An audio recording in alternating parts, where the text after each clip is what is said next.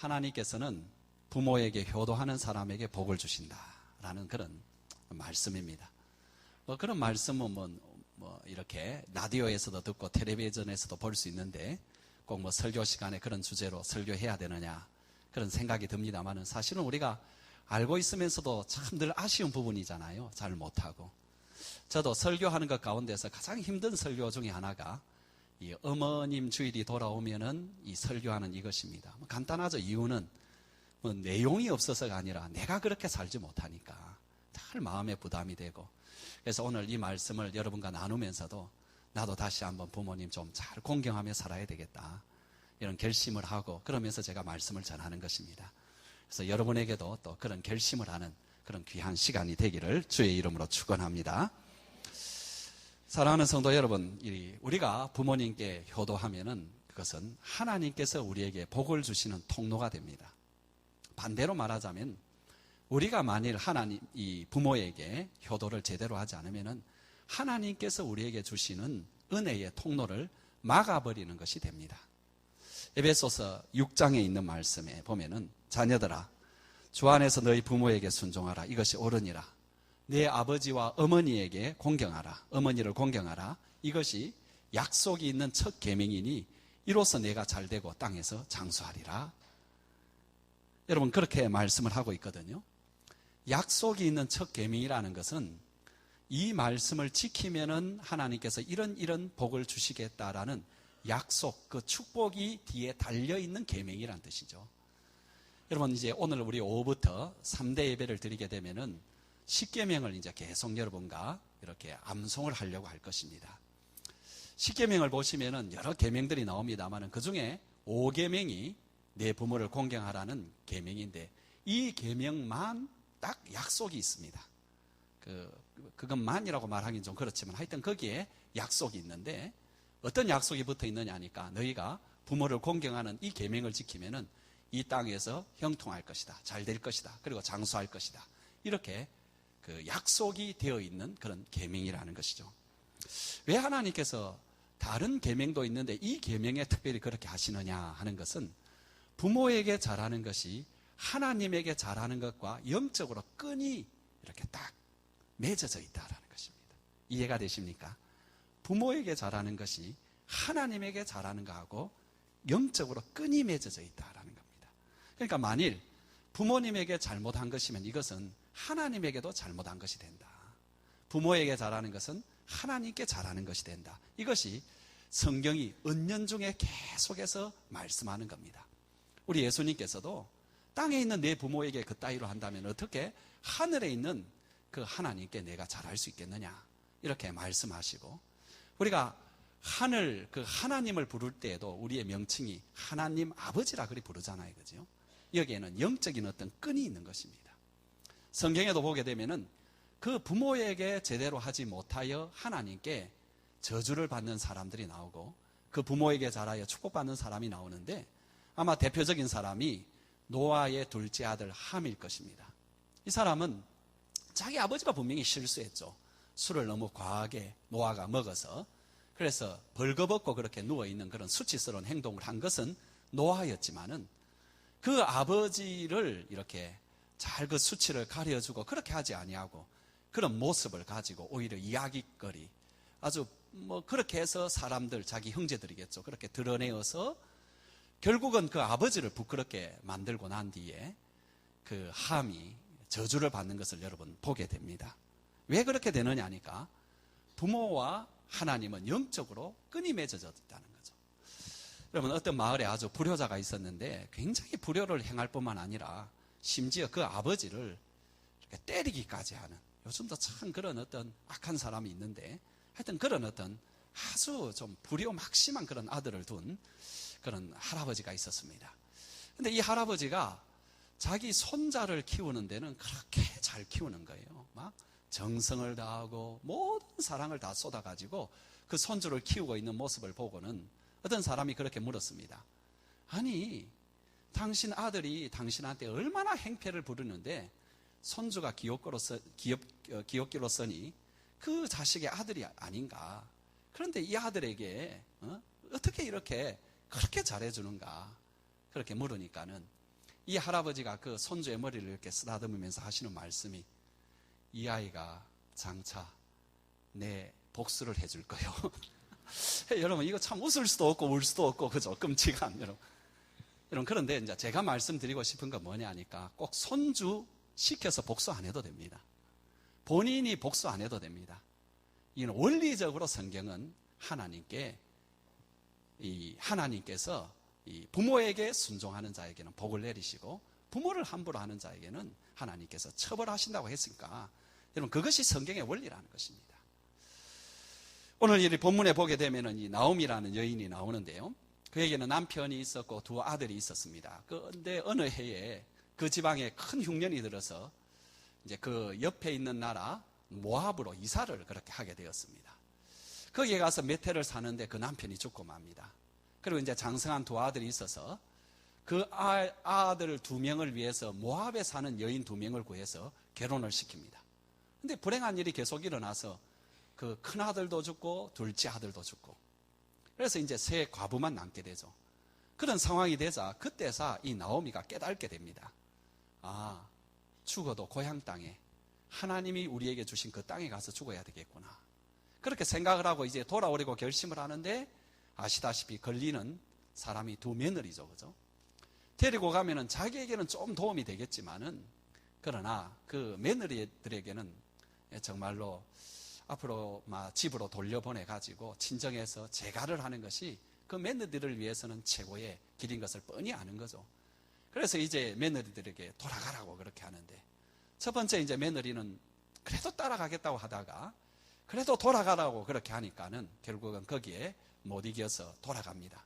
근데 둘째 이렇게 며느리인 이 룻은 그렇지가 않습니다. 아주 그 마음이 딱 이렇게 정해져 있습니다. 나로 하여금 떠나지 말라고, 그렇게 떠나라고 그렇게 말하지 말라고, 나는 이렇게 어머니를 끝까지 그렇게 따르겠다고 그렇게 말하죠, 그죠? 그 본문 한번 다시 볼까요? 여러분, 16절에서 17절. 룻이 이르되, 우리 한번 같이 한번 읽어봅시다. 시작. 룻이 이르되, 내게 어머니를 떠나며 어머니를 따르지 말고 돌아가라. 강건하지 마옵소서. 어머니께서 가시는 곳에 나도 가고 어머니께서 머무시는 곳에 나도 머물겠나이다. 어머니의 백성이 나의 백성이 되고 어머니의 하나님이 나의 하나님이 되시리니, 어머니께서 죽으시는 곳에서 나도 죽어 거기 묻힐 것이라. 만일 내가 죽는 일 외에 어머니를 떠나면 여호와께서 내게 벌을 내리시고 더 내리시기를 원하나이다 하는지라. 여러분, 여기에서 굉장히 주목할 것은 룻이 자기가 그 시모에게 하는 것하고 하나님께 하는 것하고 동일시하고 있다는, 똑같이 생각하고 있다는 것입니다. 그래서 말하기를, 내가 만일 어머니를 떠나면은 하나님께서 내게 벌 위에 벌을 내리시기를 원하신다고 그렇게 말을 하고 있습니다. 여러분, 이것을 좀 뒤집어서 말한다면은, 내가 어머니를 떠나지 아니하고 어머니 곁에 있으면은 하나님께서 내게 복을 주실 거라는 그런 어떤 믿음이 그에게 있는 것입니다. 그 하나님이 자기를 지켜주실 것이라는. 여러분, 룻이 정말로 그 시어머니를 따라서 이스라엘에 이제 들어왔을 때 정말 복을 받죠, 그죠? 들어오자마자 한 사람을 만나는데 참 좋은 사람 만납니다. 보아스라는 아주 유력한 사람을 만납니다. 참 이스라엘에 많고 많은 사람이 있었음에도 불구하고 이 보아스는 룻에게 참 잘해주고 룻을 참 사랑스럽게 그렇게 여깁니다. 그것을 이제 보고 이 룻이 그 보아스에게 이렇게 묻죠. 나는 이방 여인인데 당신이 어떻게 나에게 이렇게 은혜를 베풀어주고 나를 이렇게 돌보아 주십니까? 이렇게 말을 할 때에 보아스가 이렇게 대답을 합니다. 내가 내 남편이 죽은 후로 내가 시어머니에게 행한 모든 행위를 내가 다 들었다. 바라기는 이제 여호와께서 내가 행한 모든 일에 보응하시기를 원하시고, 그리고 여호와의 날개 그늘 아래로 보호를 받으러 내게 온전한 상 주시기를 원한다. 여러분, 보아스도 사실은 똑같은 말을 하고 있습니다. 내가 시어머니에게 한 것이 하나님께 한 것이다. 그래서 내가 한 그 일에 대해서 하나님이 복 주시기를 원하신다. 내가 시어머니를 따라온 것은 시어머니를 따라온 것이 아니라 하나님의 날개 밑에 들어오게 된 것이다. 그래서 하나님께서 지켜주시길 원하신다. 여러분, 여기에 보게 되면은 참으로 그 시어머니와 그리고 그 하나님과 어떤 의미로 같이 이렇게 움직이고 있다라는 거죠. 정말로 그래서 이 룻은 복을 받습니다. 보아스와 결혼을 하고요. 그리고 그가 그 유명한 다윗의 할머니가 되는 그런 가문을 이루게 되고, 성경에도 신약에도 이방 여인으로서 예수님의 족보 중에 그 이름이 나오는 그런 유명한 할머니가 됩니다. 여러분, 성경이 말하려는 이 룻기에서 수많은 메시지가 있지만 그 중에 분명한 메시지 중에 하나가 뭐냐 하니까, 부모님에게 잘하면 하나님께서 복을 주신다. 바로 그 메시지입니다. 그것만은 아주 분명하게 말을 하는데, 왜 그러느냐 하니까 계속 말씀드립니다만은 부모는 하나님과 영적으로 끈이 맺어져 있다. 여러분, 이렇게 생각하시면 됩니다. 오늘 어버이 주일을 맞이해서 제가 여러분에게 이제 던지고 싶은 질문이 뭐냐 하니까, 우리는 부모님과의 관계가 좋으냐? 혹시 부모님과의 관계 속에 뭔가 맺혀 있고 풀리지 아니하는 그런 문제가 있느냐? 이것을 제가 한번 질문을 던져봅니다. 만일 그런 분이 계시다면 오늘 여러분에게 분명하게 해결되는 그런 역사가 일어나기를 바랍니다. 여러분, 꼭 해결하시기 바랍니다. 이 부모님과의 관계에 있어서 어떤 문제가 있을 경우에 그 까닭은 여러 가지겠지요. 그리고 그 중에 하나가 부모님에게 그 까닭이 있을 수도 있습니다. 그 까닭이 부모님에게 있든 또 걸림돌이 그 부모님에게 있든 또 나에게 있든지 간에 분명하게 여러분, 부모님과의 관계에 있어서 걸림돌이 없어야 된다는 것이 성경의 가르침이라는 것입니다. 부모님과의 관계 반드시 해결해야 됩니다. 왜냐하면 부모님과의 관계는 하나님과의 관계와 직결이 되는 것이고, 그래서 이것은 영적인 축복의 문을 열고 닫는 강건이 되는 것이기 때문에 그렇습니다. 만일 부모님에게 관계가 맺혀져 있다면 영적으로 축복의 문이 닫혀지는 그런 안타까운 일이 일어나는 것입니다. 그러므로 여러분, 오늘 부모님과의 관계를 여러분 다시 한번 생각해 보시고, 거기에 어떤 맺혀 있는 것이 있다면 여러분 마음부터 푸시고, 또 실질적인 관계도 여러분이 꼭 푸시는 오늘이 되고 또 이번 주간이 꼭 되길 바라고요. 늦어도 이번 달이 되기를 꼭 바랍니다. 어떤 개척교회 목사님께서 보내신 편지인데요, 저에게 보낸 편지는 아니고요, 그 편지 가운데 이제 제가 일부분을 읽어드려 볼게요. 목사님, 저희 교회가 창립된 지 벌써 6년이 돼 갑니다. 이제는 작년 70명 재적에 매주일 한 60명 정도 출석을 하고 아이들도 30명 가량 됩니다.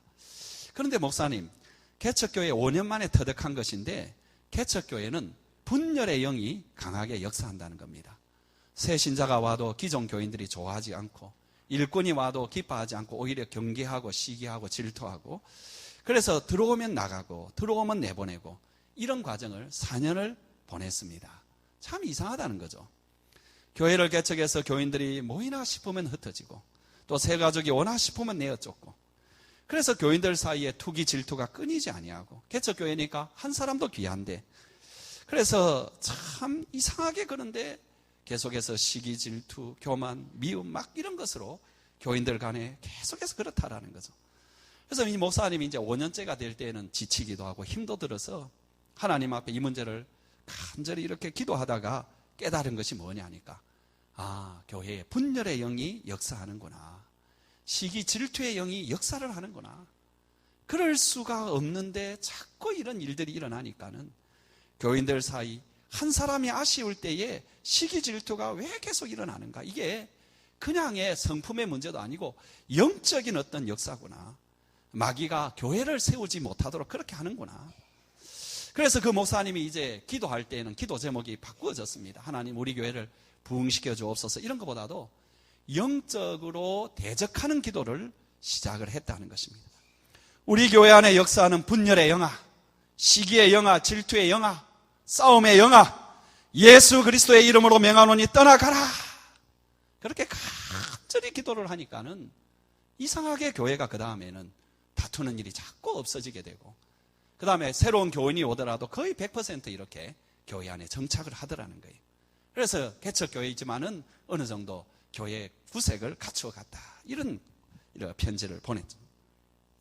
마귀가 이렇게 역사를 합니다.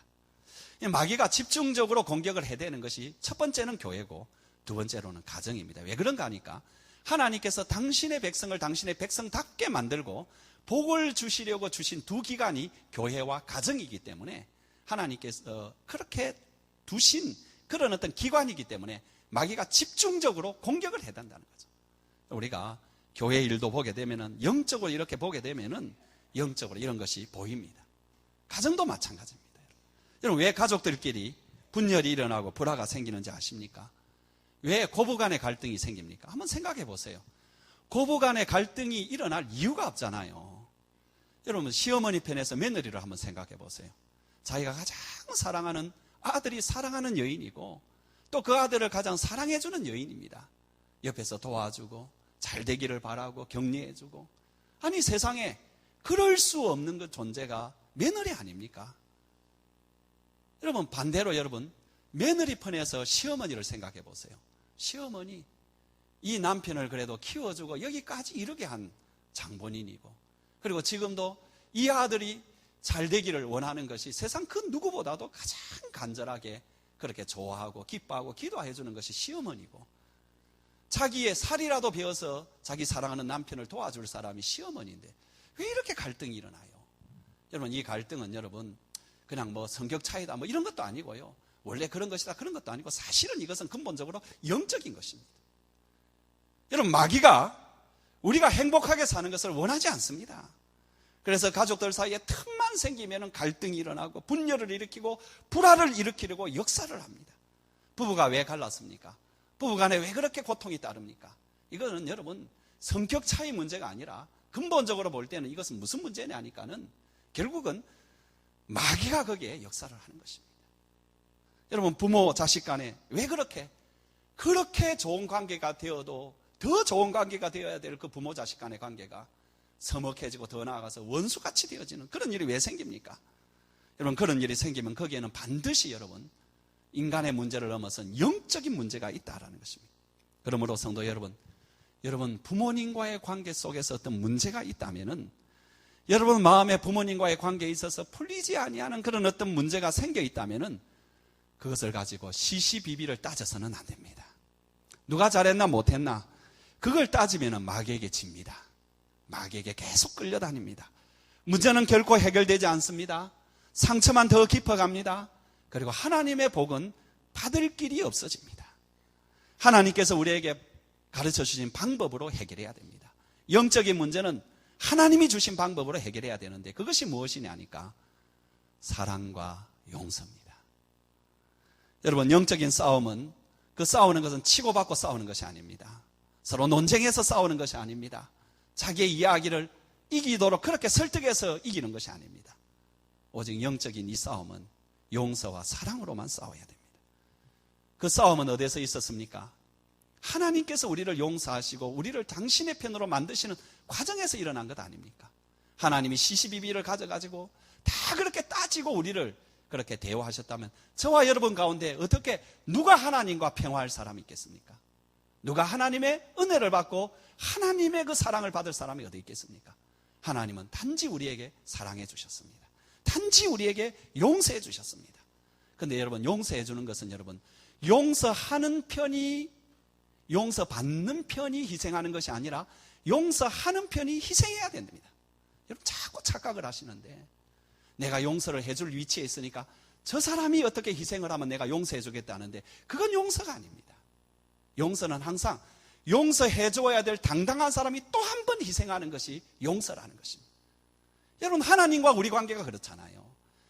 우리가 하나님 앞에 우리가 십자가에 못 박혀서 용서를 받아야 될 그런 존재인데 그렇게 용서가 되는 것이 아니라 하나님 당신의 아들을 십자가에 못 박아 죽음으로, 당신께서 십자가에 못 박혀 죽으심으로 그것으로 우리를 용서해 주시는 거잖아요. 여러분, 부모님도 우리가 때로는 용서해 줄 일이 있습니다. 용서하셔야 됩니다. 용서할 때 시시비비 따져가지고 어머님 이래가지고 내가 이렇다고 그렇게 하면 해결이 안 됩니다. 그저 주님이 날 용서해 주셨듯이 내가 한 번 더 희생하고 내가 한 번 더 손해보고 내가 한 번 더 자존심 꺾고 그렇게 용서를 빌며 앞으로 나아가는 것입니다. 여러분, 그래야 축복의 문이 열립니다. 여러분, 이 부모를 사랑하는 거하고 자식을 사랑하는 거 비교해보면 어느 것이 쉬워요? 비교가 안 되죠, 그죠? 여러분, 이 자식을 사랑하는 건 저절로 하는 겁니다, 그냥. 그런데 부모를 사랑하는 것은 이게 쉬운 게 아닙니다. 여러분, 자녀를 사랑하는 거하고 부모를 사랑하는 거하고 비교해보면 부모를 사랑하는 것은 사랑하는 것도 아닙니다. 깨놓고 말하면. 그렇잖아요, 그죠? 우리가 부끄럽습니다, 사실. 내 자식을 사랑하는 것에 10분의 1만 부모에게 해줘도 우리 부모가 그냥 참 효도를 받는다, 그리 생각할, 솔직히 그거 아닙니까? 여러분, 그래서 어떻게 보면 성경에서는 내 자녀를 사랑하라, 그리 하면은 내가 이 땅에서 잘 되고, 이런 복이 없다라는 겁니다. 그런 말 없습니다, 그죠? 부모는, 이 자녀는 아무리 사랑해도 물론 사랑을 잘하는 것에 대해서는 성경에 나와 있습니다. 이렇게 하는 게 자녀 사랑하는 거다. 이럴 때는 회초리를 드는 것이 사랑하는 거지 그냥 넘어가는 건 사랑하는 게 아니다. 이런 것은 있습니다만은 자식을 사랑한다고 특별히 그에게 주는 따로 복이 없다라는 거죠. 그러나 부모 복은 따로 있다. 부모는 공경하고 사랑하면은 따로 복이 있다라는 거죠. 여러분, 우리가 이 땅을 살면서 열심히 살 수 있습니다. 열심히 살아가지고 내 삶을 매니지할 수 있습니다. 근데 여러분, 그보다 더 좋은 것은 하나님의 복을 받는 게 최고입니다. 제가 살아보니까 하나님의 복을 받는 게 최고더라고요. 내가 해보는 것보다 훨씬 낫더라고요. 그래서 요즘은 내가 기도할 때 하나님 은혜를 주십시오, 하나님 복을 주십시오, 제가 기도를 참 많이 합니다. 여러분, 이 하나님의 복을 받아야 됩니다. 근데 부모를 통해서 주는 이 복을 여러분, 우리가 꼭 받아야 된다는 것입니다. 여러분 가운데에는 연로하신 부모님을 모시는 문제 때문에 이제 벌써 아주 고민하고 또 갈등하는 그런 분이 계실 줄 압니다. 부모님 모시는 것이 부담이 될 수도 있지요. 형제 사이들 가운데 누가 모시느냐 때문에 서로 또 이렇게 고민하고 갈등할 수도 있습니다. 근데 여러분, 부모님, 연로하신 부모님을 모시는 것은 어떻게 말하면은 복이 굴러 들어오는 것이다, 이렇게 생각하면 맞습니다.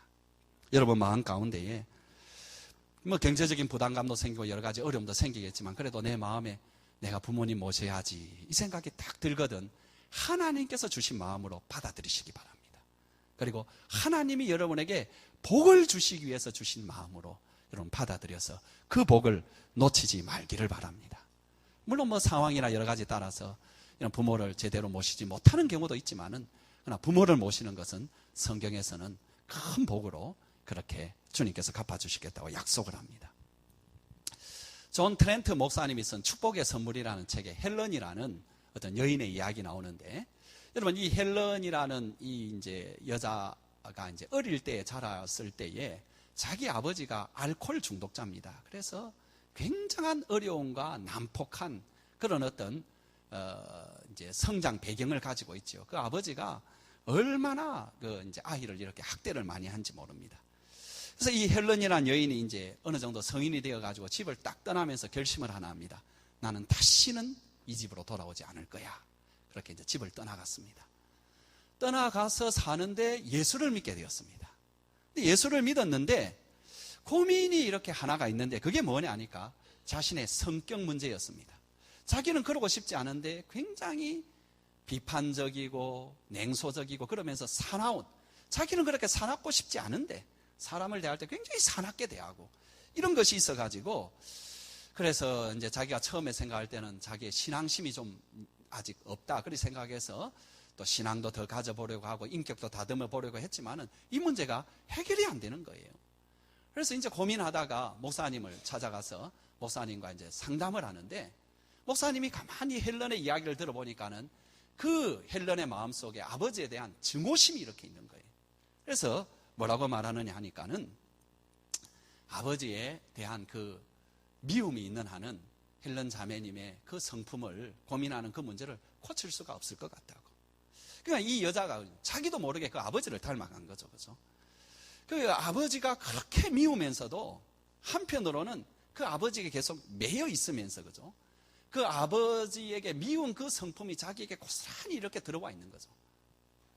어떻게 하면 좋으냐고 물으니까 아버지를 진심으로 용서할 수 있어야 비로소 당신이 그 성격을 고칠 수가 있다고. 그래서 헬런이 고민하다가 아버지에게 전화를 합니다. 아버지를 찾아가겠다고 합니다. 아버지를 찾아갔습니다. 그런데 문을 열고 나오시는 아버지의 모습은 자기가 기억했던 그 무서운 아주 뭡니까? 뭐라고 그 말하죠? 거인처럼 이렇게 딱 이런 어떤 그런 아버지가 아니었습니다. 아주 초라한 그런 어떤 아버지가 이렇게 걸어 나오는 것입니다. 거실에 두 명이 앉았습니다. 무거운 침묵이 흐르다가 헬런이 드디어 입을 열었습니다. 아버지, 저는 아버지를 증오하면서 살아왔어요. 참 아버지가 죽었으면 좋겠다라는 생각을 수없이 하며 살아왔어요. 아버지 용서해 주세요. 그렇게 입을 열어서 용서를 구하니까 그동안 참았던 눈물이 그냥 범벅이 되어서 쏟아집니다. 한 번도 자기가 잘못했다 이야기 안 하던 그 아버지가 딸에게 말합니다. 내가 정말 그렇게 나쁜 아버지였나? 내가 내 마음에 그렇게 상처를 주었나? 그러면서 그 아버지도 눈물을 쏟으면서 그렇게 자기가 잘못했다고, 미안하다고 그렇게 했습니다. 그리고 이제 집으로 돌아오면서 현관에서 배웅하는 아버지를 헬런이 이렇게 끌어안았습니다. 어릴 때 한 번도 아버지가 끌어안아 준 적도 없고 자기도 가서 걸어본 적도 없는 그 아버지를 끌어안으면서 아빠 사랑해요 하고 나오는데, 나오는 순간에 자기 머릿속에 깨달아지던 게 있다. 자기가 평생 아버지를 증오하면서 살아가고 있는 줄 알았더만 한반쪽에는 아버지를 사랑하면서 살아가고 있었다. 그 아버지를 품고 살아가고 있었다라는 거예요. 자기는 아버지를 완전히 떠나보기를 그렇게 원했지만은 자기 자신이 아버지와 연결이 되어 있다라는 것을 그가 깨닫고 돌아와. 놀라운 일은 여러분, 이 아버지와의 관계가 끝이 나고 나니까 사람과의 관계가 좋아집니다. 다른 사람 만날 때 자기가 밝게 낙관적으로 그렇게 만나게 되고, 그렇게 하니까는 모든 인간관계가 좋아지고, 그래서 그 삶이 아주 그렇게 변화가 일어나고 그리스도인답게 살고 행복하게 살았다는 거죠. 여러분, 우리가 보게 되면은 많은 사람들이 자기의 성격의 문제 때문에 고민하는 사람이 참 많습니다.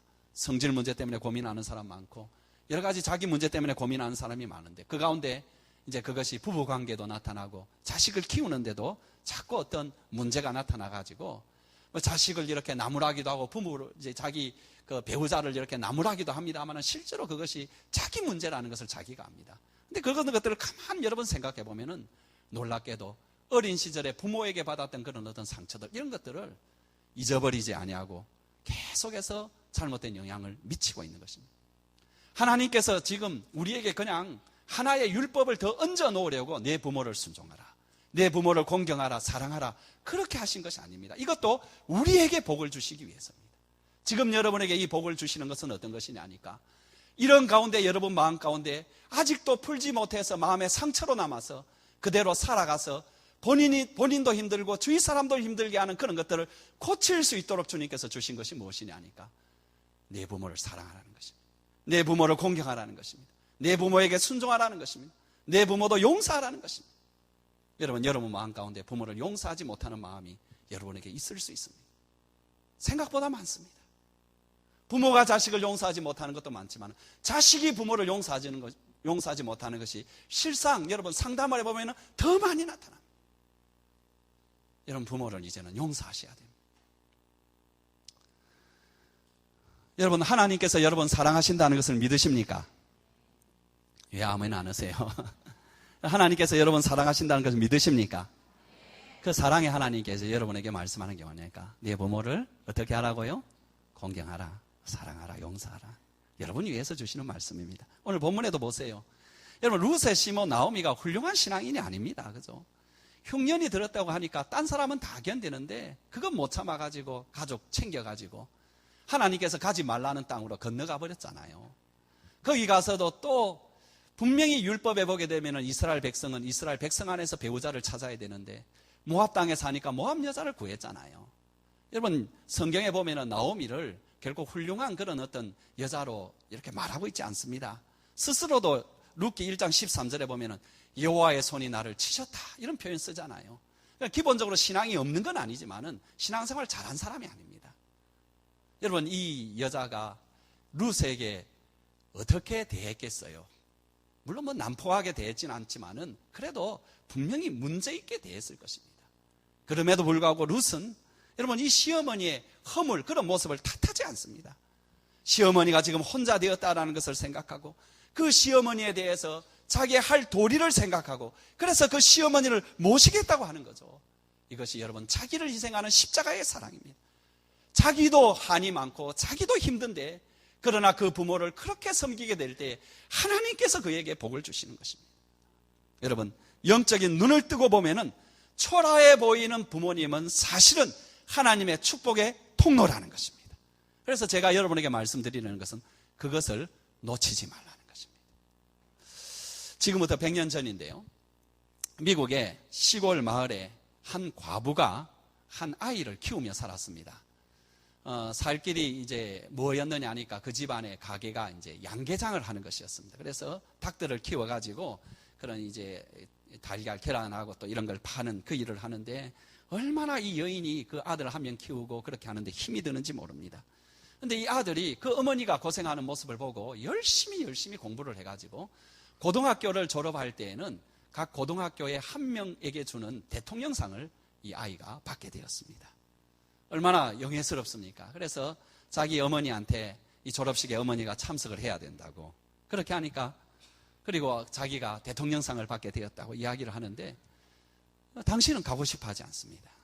왜 그러느냐 하니까 입고 갈 옷이 없기 때문에 자기가 초라한 모습으로 그렇게 가는 것이 대통령상 받는 아이에게 오히려 누가 될까봐, 그래서 이 핑계 저 핑계 대고 자기가 못 가겠다고 자꾸 발뺌을 하니까, 나중에 이 아들이, 그래서 고등학교 3학년 된 이 아들이 울면서 이렇게 말을 합니다. 어머니가 아니 계시는 졸업식장은 내게 의무가 없습니다. 어머님이 바라봐주지 않는 금메달, 그것을 받는 것은 내한테 의미가 하나도 없습니다. 내 목에 걸려진 금메달, 아니 어머니 목에 걸어드릴 수 없다면은 나의 지나간 3년은 아무 의미가 없습니다. 아들이 울면서 이렇게 말하니까 어머니가 할 수 없죠. 그 초라한 모습으로 이제 그 졸업식장에 이렇게 갔죠. 그러니까 다 이렇게 옷을 차려 와 입었는데, 역시 누가 봐도 초라한 그런 행색에 어머니가 이렇게 이제 딱 그렇게 앞에 이렇게 청중석에 이렇게 앉아 있는 것입니다. 그리고 이제 호명을 하면서 한 사람 한 사람 이제 상을 받고, 마지막에 영광의 대상, 대통령상을 받는 이 아이가 나아가서 상을 받고는 자기 자리로 돌아가지 아니하고 뚜벅뚜벅 그 청중들을 향하여 걸어가서 그 홀로 있는 어머니에게 금메달을 걸어줬어요. 그럼 그 사람이 여러분 제28대 미국 대통령 윌슨입니다. 이 윌슨이 대통령이 되고 난 뒤에 제일 첫 번째로 낸 법안이 뭐냐 하니까, 하원 거기에다가 상정한 법안이 뭐냐 하니까 5월 둘째 주일은 어머니 주일로 만들자고 이 법안을 제출해서, 여러분 오늘 우리가 어머니 주일을 지금 지키고 있는 것입니다. 여러분 어머니는 지금은 이제 초라합니다. 돈도 더 벌지 못합니다. 그렇잖아요. 인간적으로 말해서 짐받게 될 수 없어. 그러나 여러분, 어머니는, 아버지는, 부모들은 축복의 통로라는 것입니다. 하나님의 축복의 통로가 부모라는 것입니다. 한 가지만 더 이야기하고 마치겠습니다. 아브라함의 링컨의 아버지의 직업이 구두 수송공이었습니다.